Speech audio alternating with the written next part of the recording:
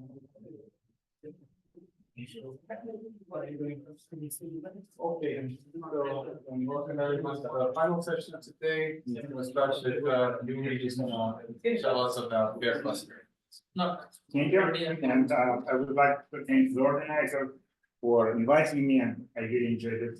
Workshop. So in recent years, there has been a lot of interest in algorithmic fairness, and today I want to tell you about fairness in clustering, and specifically I'm going to talk about socially fair clustering and fair representation clustering.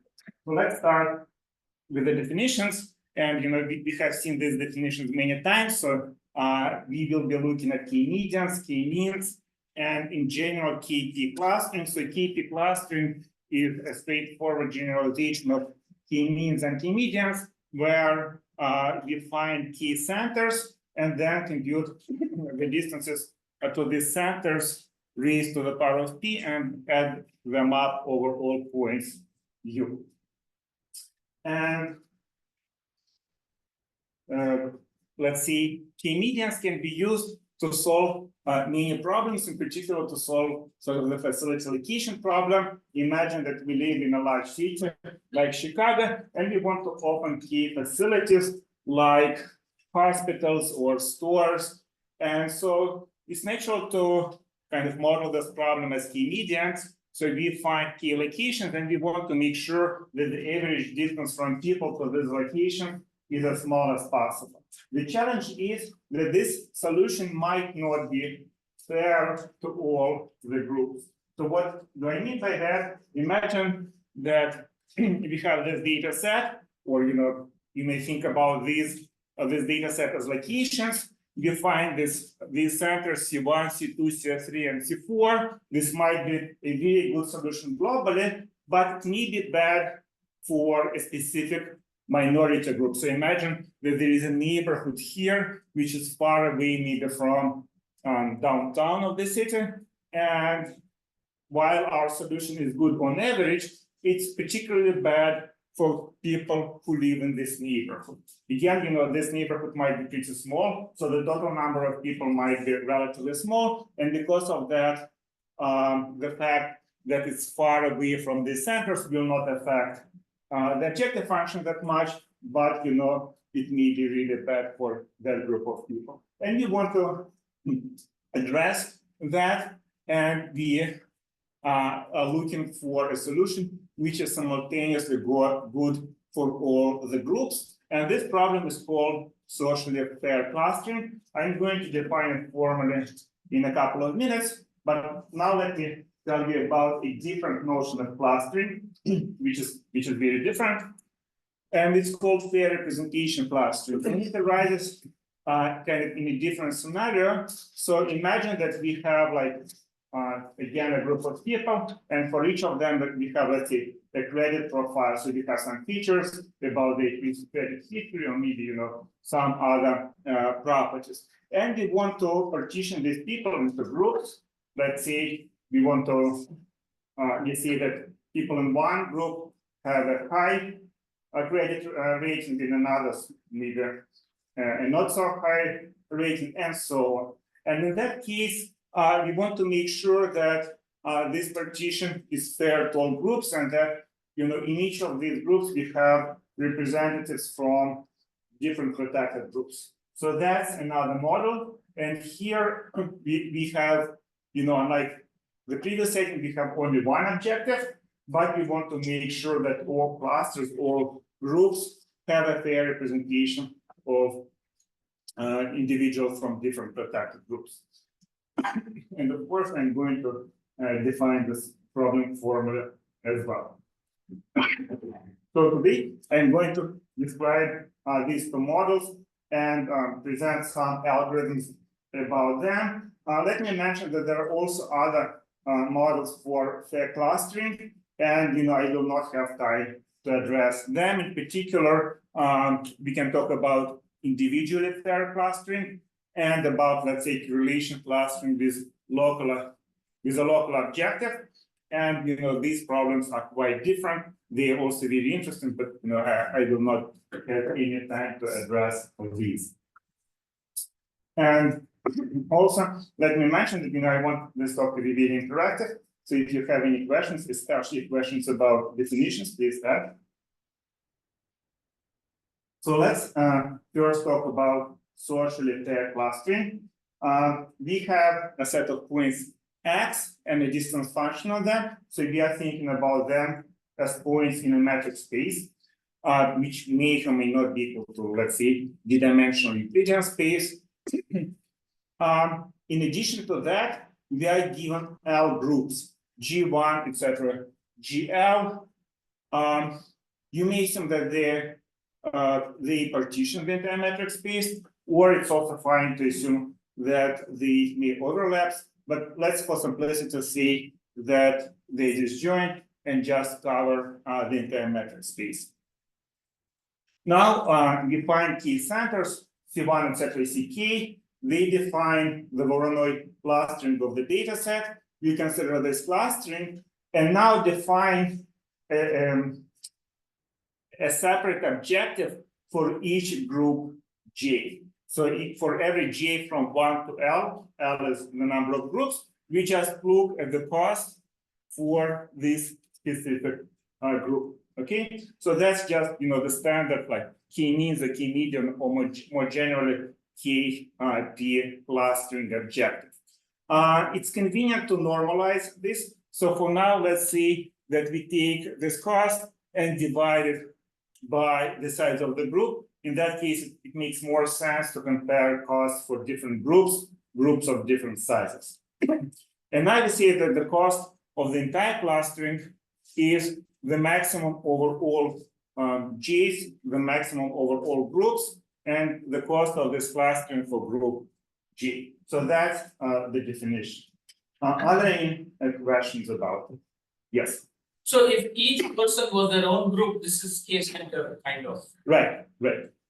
So in particular, this problem is more difficult than just KP clustering, but when P is kind of infinity, when we get K center, that's equivalent. So that's the only case when we don't really need to care about this kind of sort of pairs. And it could also be that a point is not in any group, in which case. So let's say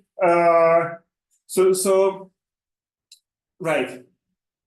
So as always, we have so here we do not care about constants. By having like Steiner vertices, we can just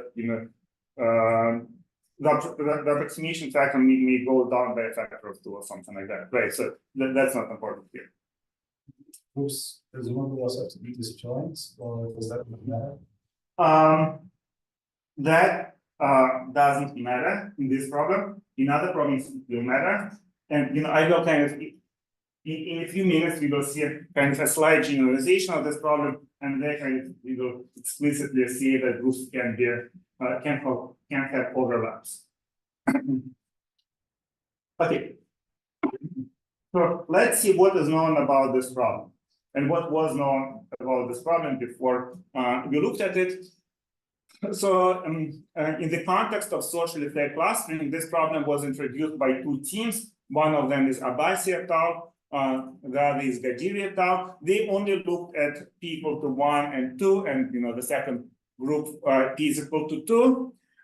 They gave a constant factor bi-iterative approximation algorithm. So it opens, let's say, 1 plus epsilon k centers and gets a constant factor approximation for the objective. This constant depends on epsilon.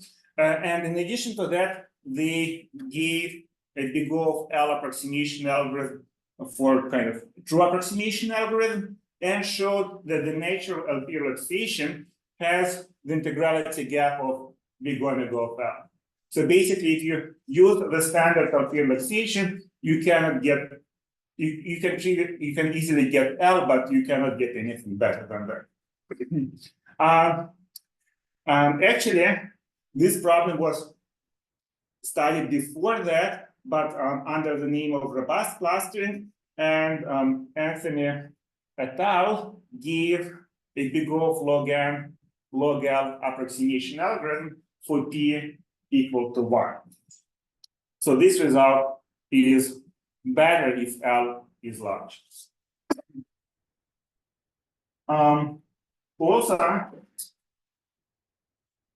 Makarychev et al. Proved a hardness result for this for this problem, and they showed that it's simply hard to get a better that big O of log L over log L approximation, under this assumption.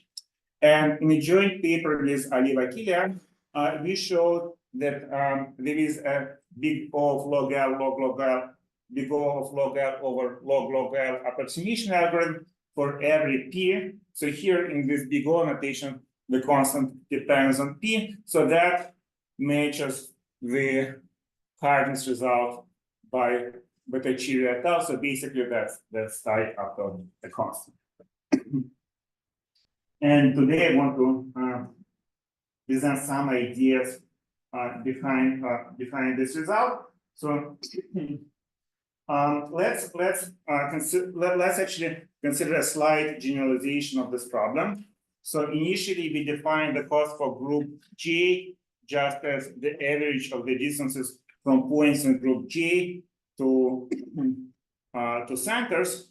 Now let's just assume that for every point U, we have L weights, W1 of U and so on, WL of U. And here in the sum, we multiply distances by these weights. And we don't assume that, so for every point U, if U coordinates or all coordinates can be non-zero, and that basically means that this point U belongs to multiple groups. So that's perfectly fine. And we get like this original case if we simply say that WG of U is equal to 1 over the size of the group, if U belongs to the group, and 0 otherwise. So in this talk, let's assume that P is equal to 1. The case when P is greater than 1 is essentially no more difficult than that. Maybe instead of using like standard triangle inequalities, we will use like triangle inequalities for distances raised to the power of P. But other than that, everything will be the same. And also, let's assume that we know the optimal value. If we don't, we can find it using binary search as usual. And first, we will look at the basic LP relaxation, see why doesn't work. We will see an integrality gap for it. Then we will discuss additional LP constraints that we can introduce. And I will briefly kind of describe how our algorithm rounds this new LP. And then I will also mention some generalizations of this result. So, as standard, in clustering problems, we introduce kind of two types of variables. First of all, variables XVV. So XVV is the indicator variable for the event that U is assigned to center V, and YV. These variables indicate whether we open a center at point V or not. And okay, here's a picture. In this case, Y's are equal to 1 for points A, B, C, D, which are centers, and are equal to 0 for everybody else. And also, XUA is equal to 1, let's say, but XVB is equal to 0. So that's very standard, and it's exactly the same as for standard versions of k-means, medians. Now, what is different here that we write the objective for each group J separately here and say that Z is greater than or equal to this cost, and then we minimize Z. So in a sense, that's kind of a straightforward generalization of the standard LP relaxation for center-based clustering problems. Now let's see why. Okay, let me also introduce some notation. So let BUL be the ball of radius L around point Q. And let's introduce this RUX. That's kind of the distance from U to the closest center according to the LP relaxation. So what we do, we go over all points V and multiply the distance from U to V by quote unquote the probability that U is assigned to point V. Okay, and in that case, we are able to write the LP objective like that. So for group J, the objective is the sum over all points U, the weight of point U multiplied by this kind of distance from U to point to the closest center according to our solution X. Okay. So now let me tell you why this LP does not work. And in this example, we are going to have K plus 1 points and K plus 1 groups. And each group will consist of a single point. So everything is very simple. And moreover, all the pairwise distances are equal to 1, right? And also, we are going to open a center at every point with sort of probability K over K plus 1, so the same probability. And let's see what happens in this case. First of all, let's look at the combinatorial solution. And since we have K plus 1 points, and we can only open K centers, there will be no center at some point U. And for this point U, we have a separate group. For this group, the cost will be equal to 1, right? The distance from this point to the closest center is 1, so it's 1. But what about the LP solution? For the LP solution, we have that the distance from every kind of the fractional distance from every point U to the closest center is equal to, you know, this expression, which is 1 over K plus 1. So we have an integrality gap of 1 over K plus 1, which is equal to L. So we see that the integrality gap is L. And okay, so you know, I do not have to present the algorithm itself. So let me just describe the idea. Let me first tell you kind of what kind of maybe intuitively what the problem is with the standard LP and how we want to change it so that to resolve this problem. And for every point U, let's think of sort of the distribution of distances to centers according to the LP.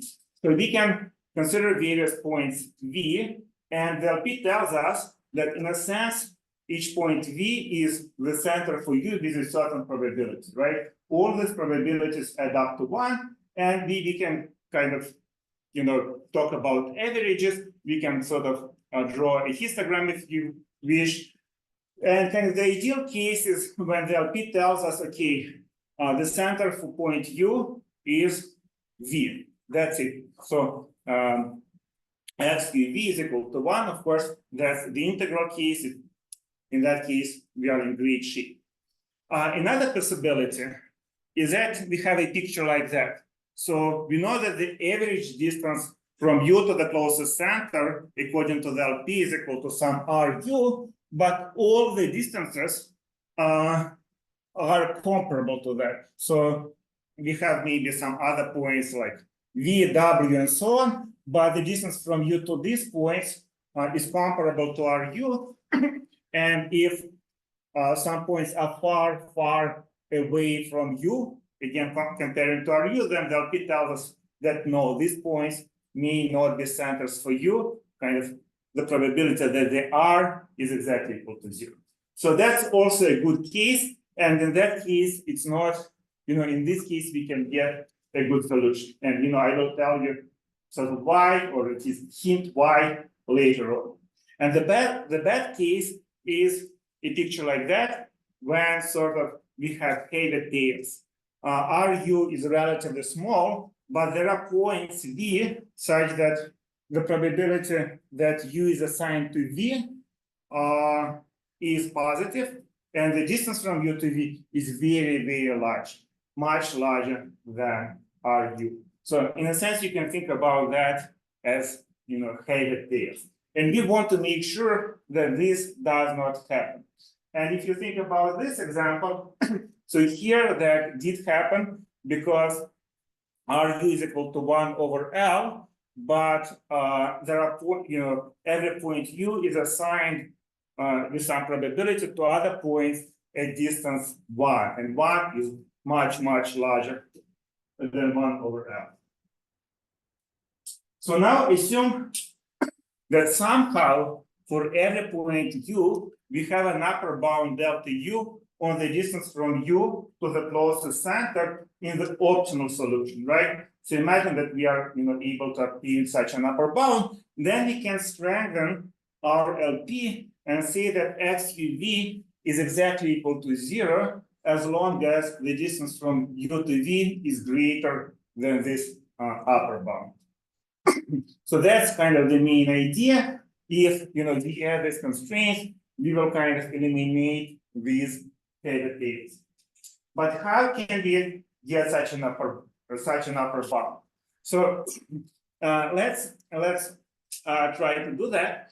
And we imagine that we know the optimal solution C star, and let f of u be the distance from u to the closest center. Now it's kind of straightforward that f of u is 1 Lich, just because of the triangle on the quote. Now let's assume that f of u is greater than L, so that it's large, it's greater than some number L. In that case, we know that for all points in the ball of radius L over 2 around u, f of u is at least L over 2. So we know that as long as f of u is large, f of v for all these points inside this ball is also large, right? And what does it mean? That each of these points in this ball of radius L over 2 around u contributes at least the weight of this point, Wj or V, times at least L over 2 to the objective for group J. And if we add up all the contributions, then we get that the total contribution is at least the weight of this ball, the entire ball, multiplied by L over 2. And that's kind of, we can write that for every group G. But of course, this contribution may not be greater than the cost of the optimal solution. So we get that this quantity is necessarily less than or equal to opt. And this gives us an upper bound on L. So basically, we can look like at the maximum value of L for which this is less than or equal to opt. So technically, this function is not continuous. So we define it as the minimum L for which this is greater than opt. And once we define delta U in such a way, we know that f of u is less than or equal to delta U. So we get the desired upper bound. Any questions about this?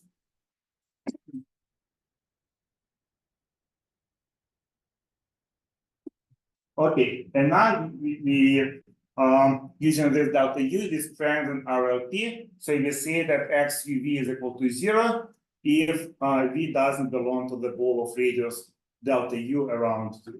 So if V is far away from U, then XUV is exactly 0.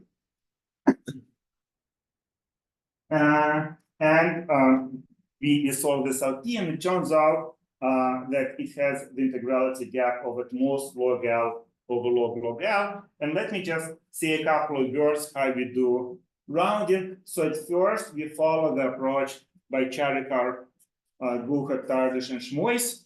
So we solve the LP and then kind of aggregate centers, aggregates client locations, and we can get at most 1 plus epsilon times k locations. Again, this step is very similar to that in the algorithm by Charikar et al. For kind of standard T medians.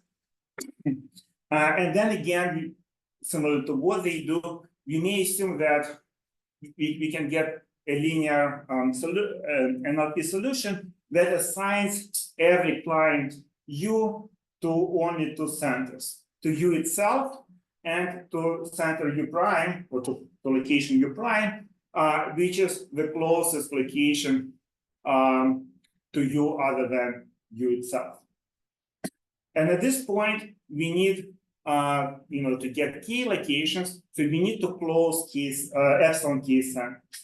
And Makarychev et al. Do it deterministically, and we do it at random. And loosely speaking, just for every center, we have the probability y that it's open. So with probability 1 minus y, we close it, and we get key centers. There is some fine print here that for every point U, we want to make sure that we don't close both U and U prime. If we do that, kind of everything will be terrible, but it's not hard to ensure. We also want to ensure that with high probability, we will have at most key centers, so we slightly increase the probabilities that we close centers. And that's basically the algorithm. Now, if you look at one specific objective, like with one specific group, then for the cost of this group, we get a constant factor of approximation. For an expectation, we will pay just some constant times opt. But since we have L groups, kind of the maximum of the cost may be greater than opt. And this phenomenon is similar to what happens in like balls and beans problems, right? If you put n balls into n beans and we put every ball randomly, then one of the beans will contain, like loosely speaking, log n over log n balls. And that's very similar to what happens in this problem. So we get this approximation.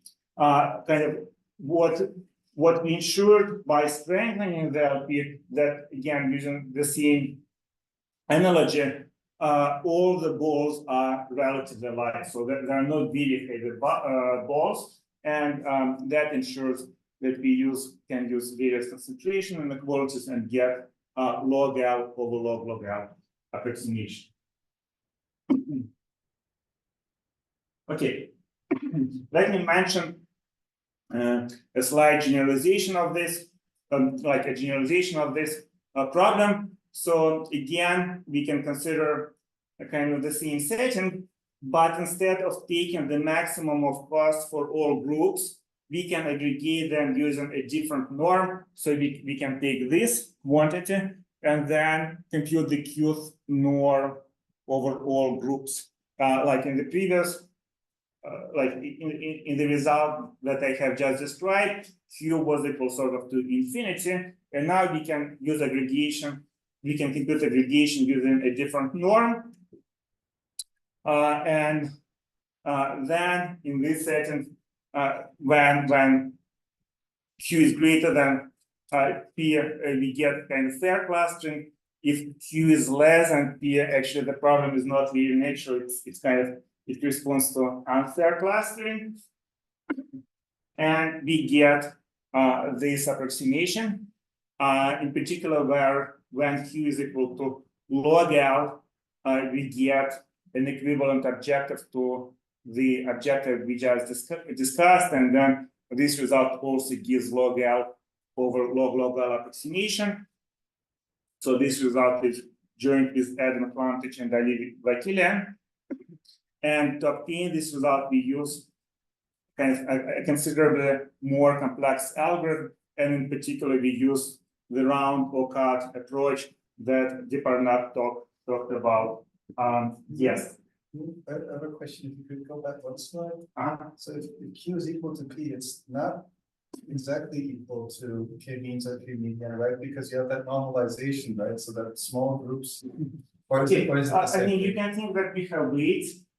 And Okay. then kind of, okay, it's weighted k-means that can make a distribution. And like for k-means and k-medians, weights are not really important because you can duplicate points, so it's kind of basically it's the same without some technicalities. Okay, are there any questions about the socially fair clustering problem? Yeah. Is there a hardness also? Okay, I don't think that we know that this result is tight in general. So I don't think that there are, there are any published hardness results.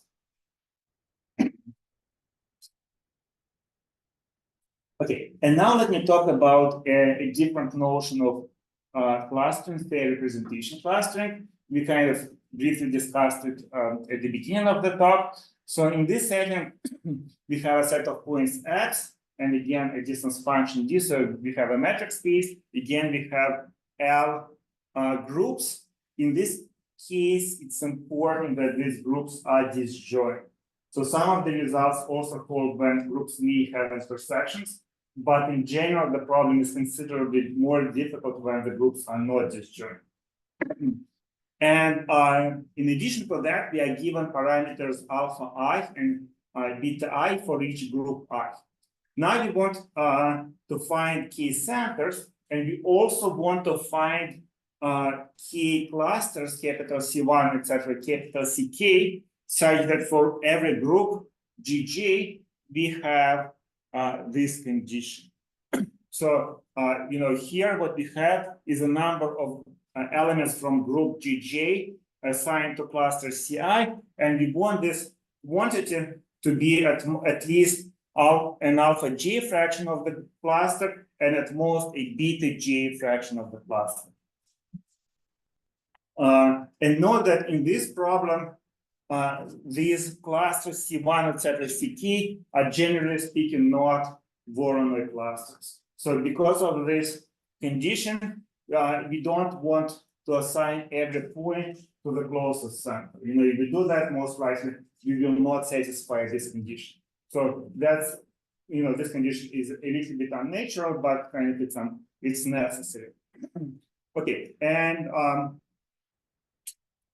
in this case, for this problem, we are looking at the standard, let's say, k-median or k-means objective, and we want to minimize it.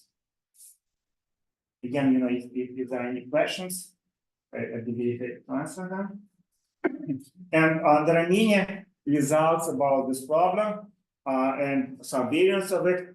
Today, I want to briefly tell you about a few results. First of all, I want kind of to talk about equal representation clustering. In this case, all alphas and betas are equal to each other and are equal to 1 over L. That's, in a sense, that's the most basic setting, but it's also very interesting. And that's the setting that was considered in the paper that introduced the notion of fair representation clustering by Chirichetti et al. And then I want to talk about the general setting where alpha i's and beta i's are arbitrary. And in that case, it's possible to get a pseudo approximation algorithm, which gives a constant factor approximation to the objective and which violates fairness constraint by a constant additive error. And so these two papers gave such results. So Deeper knows much better about this, and Samir knows much better about these results, but I'll try to do my best presenting these results. And then I will mention another result. So it's possible to get a true approximation when L is fixed. So jointly with Dye and Vakilian, we showed that it's possible to get the go of low key approximation, true approximation without violating any fairness constraints, but here it's important that L is a constant. So, okay, so let's start with a equal representation clustering. In this case, we have L groups, and we want to ensure that each group, that each cluster each cluster contains the same number of points from each group. And as I mentioned, in this case, our clusters are no longer Voronoi clusters. And the key idea here, when you formalize it, you like allow one by one errors because like, you know, this essentially says that the size of this cluster has to be and multiple of the number of groups. Yes. So do you No. assume that, or do you allow plus yes, minus one? yes, we assume that all clusters, you know, all of their sizes should be divisible by L.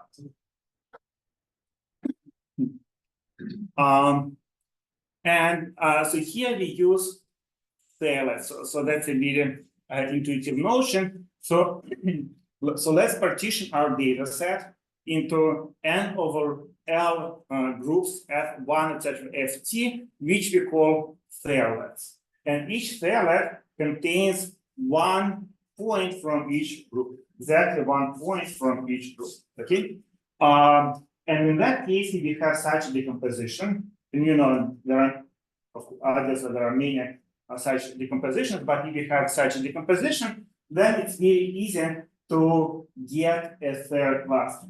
So what we do, we find this decomposition, then we assign every fairlet to a cluster, and we get a clustering. And now, obviously, this clustering has a fair representation. So at least we don't have to worry about fairness. Of course, if our partition into fairlets is suboptimal, or if we kind of assign fairlets to clusters in a bad way, then the total cost can be very large.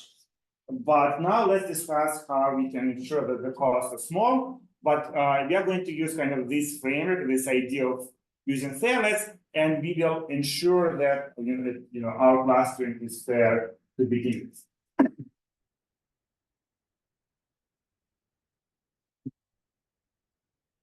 So we have this kind of meta algorithm. So first we find an appropriate fairlet decomposition. Then let's choose a representative yi in each fairlet. So for example, we choose kind of this point, this point, this point. In each fairlet, we take exactly one representative. Now, for a moment, we forget about all points other than these representatives, and we run a standard clustering algorithm to partition the representatives. So let's say we have this point, we run a standard constant factor approximation algorithm, get this clustering, and we expand it to all points. So each point in a fairlet belongs to the same cluster to which the representative of this fairlet belongs. Okay, so that's the idea. Now we want to discuss two kind of steps. First of all, how do you find this fairlet decomposition, and how we choose representatives. Okay. And to analyze that, let's define the cost of the fairlet decomposition. And this definition is very intuitive. We just so we assume that we are given this fairlet decomposition and the set of representatives. We go over all points and add up the distances to kind of the representatives. Sounds good? And also, we have a set of centers C1, etc., Ck, and a set of clusters capital C1, etc., capital Ck.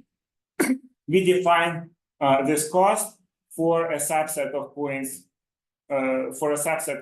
S, and in this natural way, we just take the sum of distances from points in S to their centers. These centers are not necessarily closest centers, but the centers that serve them. And The first lemma is that if we have a fairly decomposition F and representative Y's, then the cost of clustering is at most L times the cost of clustering restricted to the representatives plus the cost of the fairly decomposition. And this is straightforward because for every point U, its connection cost is upper bounded by the connection cost of U to Yi, the representative of the fairlet Y U belongs to, plus the connection cost for Yi to the center Cj, right? By using the triangle inequality and adding up it for overall points Q, we get this inequality. So this kind of shows that it is sufficient to upper bound the cost of Y and the cost of the fairlet decomposition if we are able to find F and Y such that both of these costs are kind of small, then we are in good shape.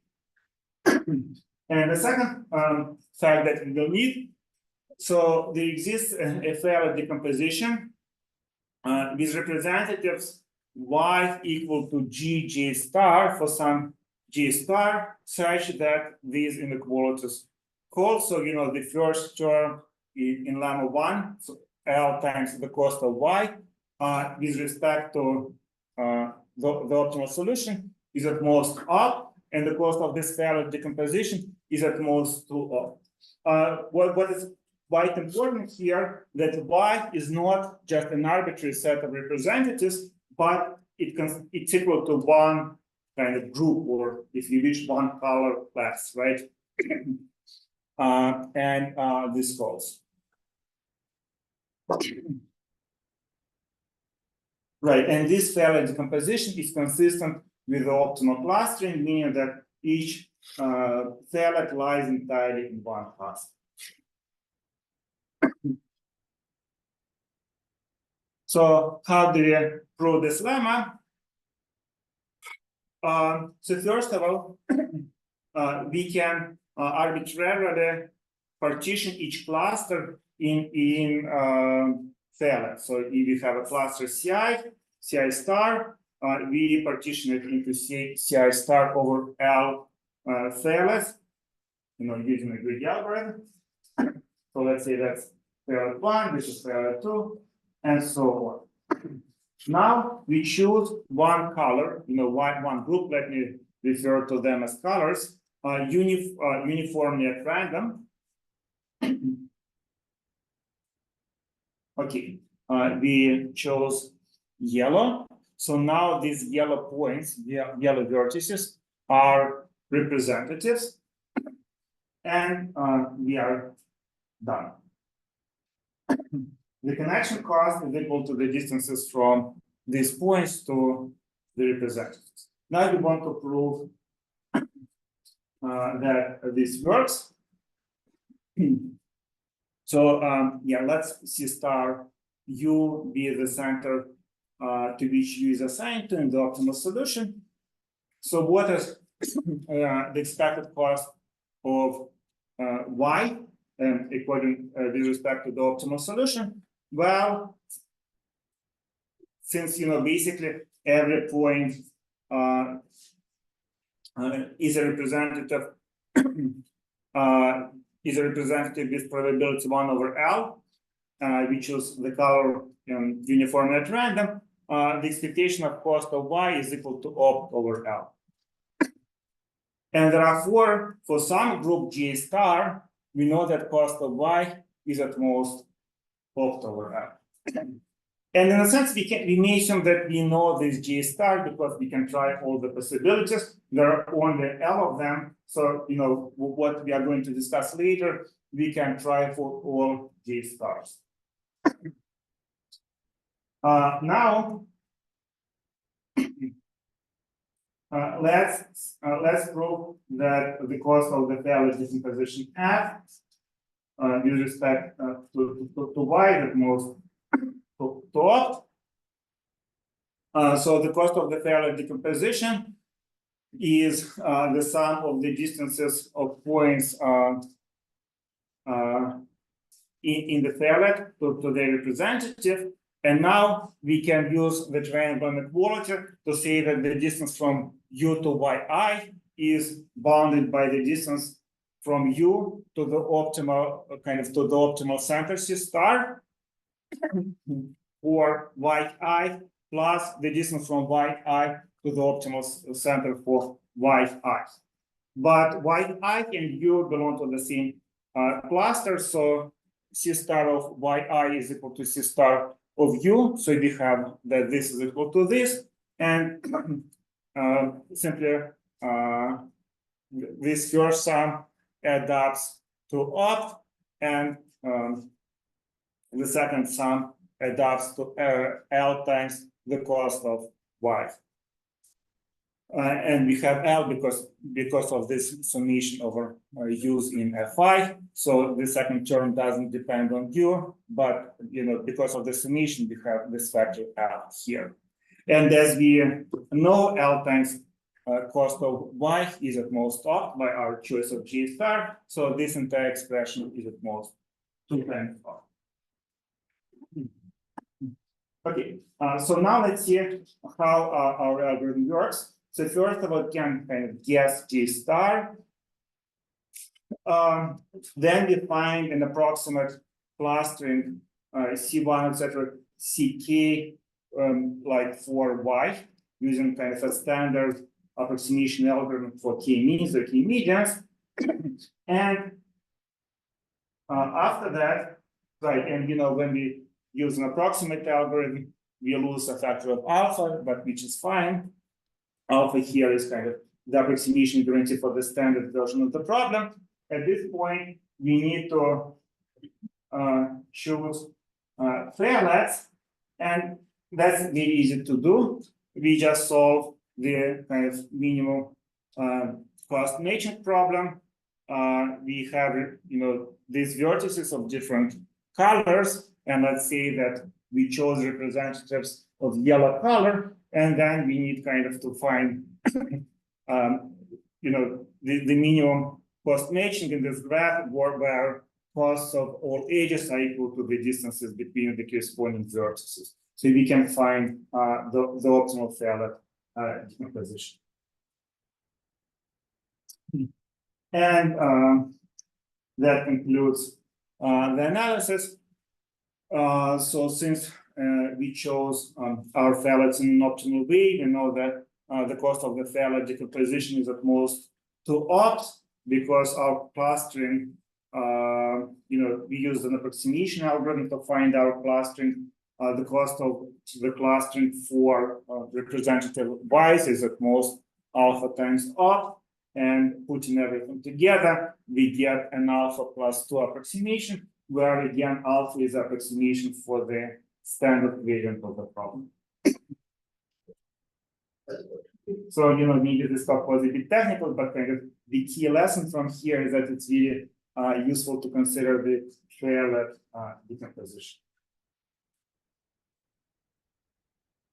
Okay, now let me say a couple of words about the settings. So now let me tell you about the general setting. In this setting, for every group J, we are given a lower bound alpha J and an upper bound Bj, and we require that the fraction of vertices from group number J in every cluster is at least alpha J and at most Bj. So previously, both of these numbers were equal to 1 over L, but now they're not. And we are going to design a pseudo approximation algorithm. So it will give a constant factor approximation for that objective, but we will only approximately satisfy fairness constraints. So we will have like big O of 1 terms here and here, and actually this big O of 1 term is equal to 2. So it is, we can make it equal to 2. So it's not a large number. And let's see how we can do that. And the first step, we reduce the number of locations to K. So let's just take our data set and find an an approximately optimal, let's say, k-median clustering. So we have k optimal centers, or near optimal centers, and we move every point to the closest center. So let's see, these guys are centers. So we move every point to the closest center, and we get a clustering. Now, of course, this clustering is not fair, but the cost of this transformation is equal to the cost of the alpha times the cost of the optimal solution to k-medians, which is smaller than alpha times the cost of the optimal cost of kind of this fair version of k-medians. So as long as we are interested in a constant factor approximation, that's not significant. But now we may assume that we have only k locations, right? So all points are here, and the distances from the new locations for the previous ones are kind of negligible, so to speak.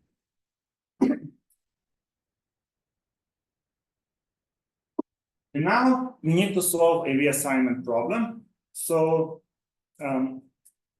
our current clustering does not necessarily satisfy fairness constraints. So we want to say that, okay, let's say we want to move a certain number of yellow points from Q to S, a certain number of red points from S to P, and so on. So basically, we introduce these LP variables, and we have an LP variable X. The first and the second indices are locations, and the third index is the group number. And write this kind of transportation LP, if you wish. Again, that's very intuitive. So we minimize the total distance traveled by the points. This LP tells us kind of that in total we have QAJ points of color J at location A, and this constraint tells us that fairness constraints are satisfied after we reassign points to new centers. You solve this LP and get a fractional solution.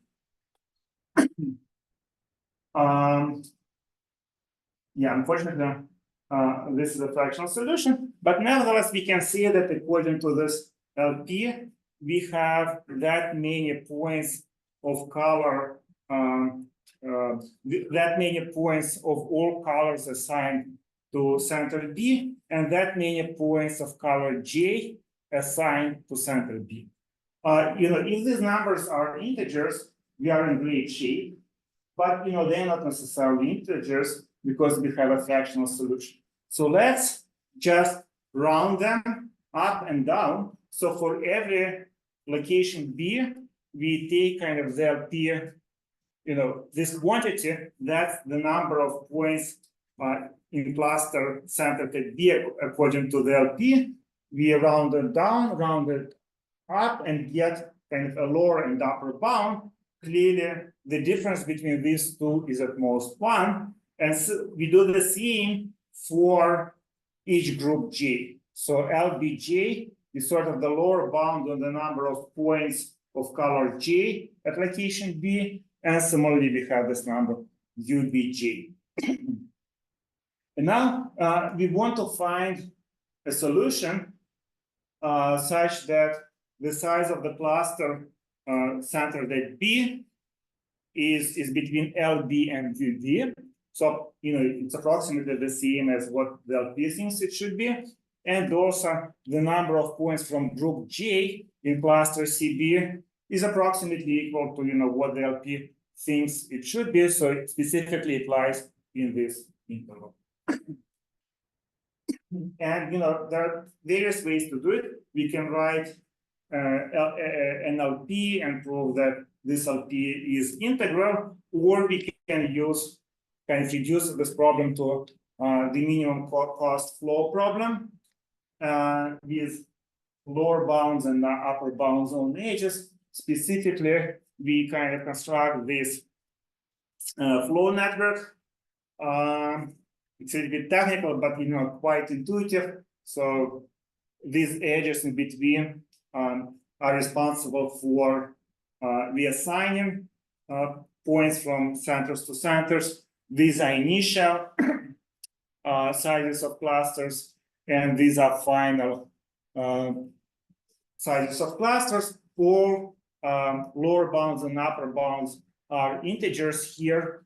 And also we know that this LP has a feasible flow. Specifically, the original LP solution gives a fractional flow here. And because of that, we know that actually this LP has an integer flow. And this integer flow defines the desired solution.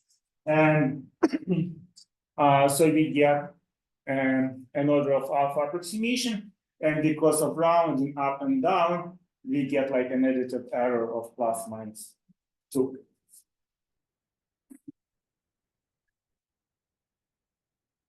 So that's what we can do.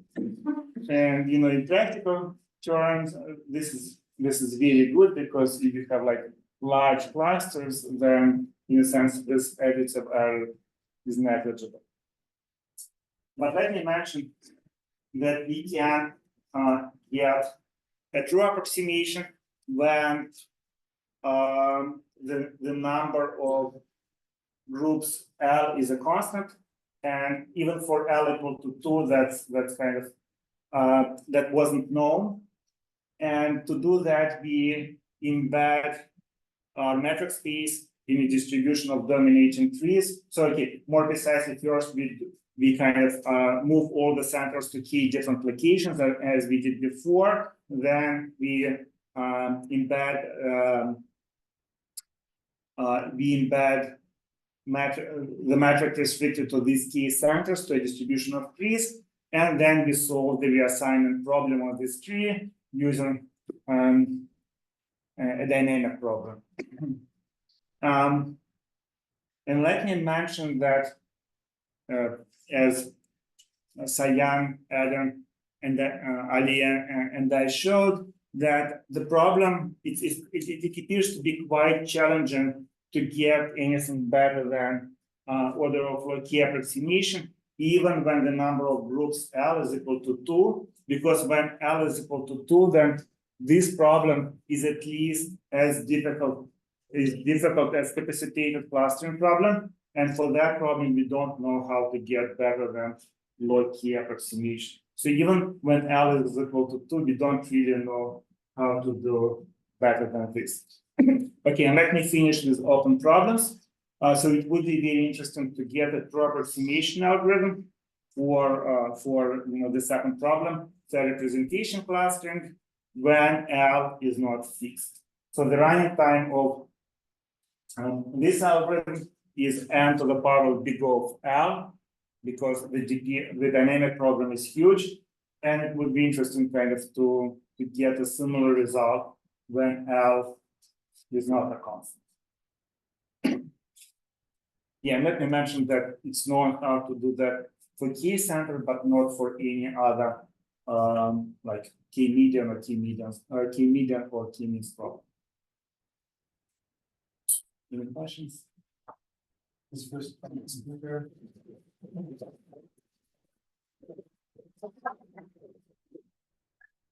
So I have a question about the socially shared clustering. So if I want a parameterized algorithm like K, so L can be large, but you can parameterize like can you get better than I'm not sure. I think something is known, but I need to check. Yeah, there are some results. I'm pretty sure that there are some results for socially paired clustering and also for the representation clusterings, like in APT algorithms, but I'm not quite sure what they are. So for the representation, it is, but for the other, it's not as clear, I feel. Yeah, I'm not, and I don't remember. Yeah, I think there are. Yeah. Okay. So I was thinking about your truncation trick that you showed in the first problem, right, with these. So at least in that example with K plus points, K plus one. So it's really increasing opt, right? Because like LP opt was 1 over K plus one. You know, what happens if you apply it to the Right. So uh you kill that lower. Well, together. Yeah. So in a sense, you can think about that in this LP, we should change kind of the objective. So we can say that the objective is minimum or is greater than this objective and this kind of guess opt. Exactly. So in that example, like your opt is pushed to half or 1, right? Like you kill that 1 over. So is that like generally the case? I mean, this delta U that you denoted.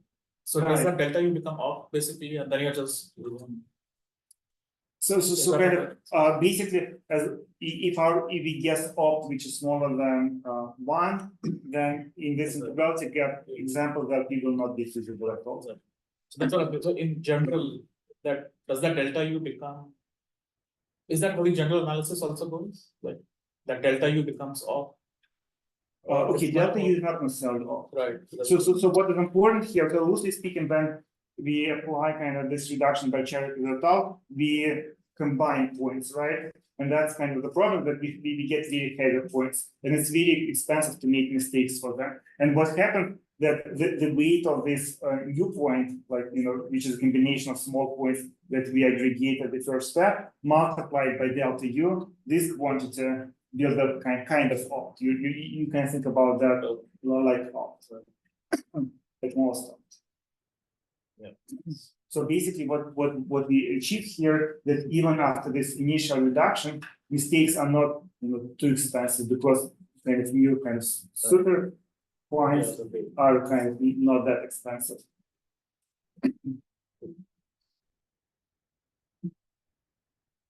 So I have missed this, but is there any fairness version where it's probably harder than the unfairness without the fairness constraints? I mean, here in a sense, factor larger, higher than. so we know that fair problems are much more difficult than non-fair. Like, is there a hardness factor which can get higher than the one for an algorithm for unfair version? So I mean, for fair, socially fair clustering, we know that log L over log L is the right answer, and in general that's not a constant.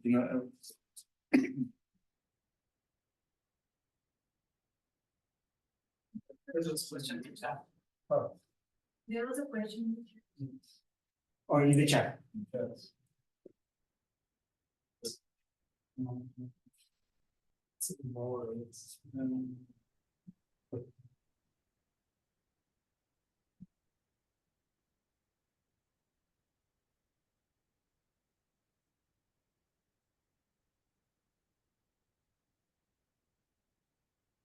Okay, I don't know what the.